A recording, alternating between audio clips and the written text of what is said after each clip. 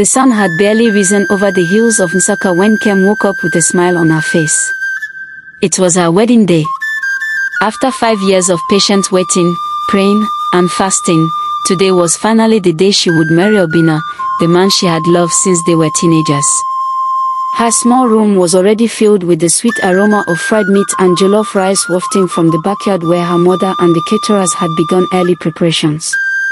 Outside, colorful canopies stood like soldiers waiting for a royal procession.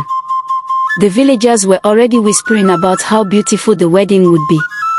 After all, it wasn't every day a pastor married his childhood sweetheart. Nkem's heart danced. She looked at the wedding gown she had sewn with her own hands, lace carefully picked from ABA market, tiny beads stitched with love and dreams. As she sat before the mirror, her cousin Chioma helped her with her makeup. Chioma smiled, her hands steady, but something about her eyes didn't match the joy of the moment. Nkem didn't notice. Why would she? Chioma was her best friend, her blood, the only one who stood by her when others mocked her for staying faithful to a man who was still finding his feet. By noon, the compound was full.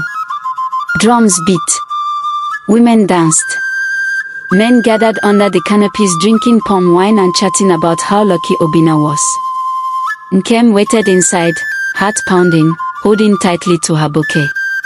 The time for the church wedding had come, but Obinna had not arrived. His phone rang unanswered. The best man claimed to be on the way. Minutes turned to hours. The sun was now harsh, and whispers turned to open murmurs. Mama Nkem began to pray aloud, pacing back and forth with her Bible. Chinik, Baiko, not today. Not my daughter's joy. Then, it happened. Nkem's phone vibrated. A voice note. She opened it with trembling fingers. The voice was unfamiliar, calm but merciless. Obinna just got married this morning at a private court ceremony in Onitsha, to Chioma. I'm sorry. The phone fell from her hand. The word tilted. For a moment, silence hung in the air like a curse. Then, a scream pierced the compound. Guests rushed in. Mama Nkem collapsed. Chairs scattered. Chioma was nowhere to be found. Days passed like funeral processions. Nkem locked herself in her room. She refused to eat, refused to speak. The betrayal burned more than any pain she had ever known. Her cousin, her blood. The man she prayed for, fasted for, defended when no one believed in his calling. Gone. Just like that.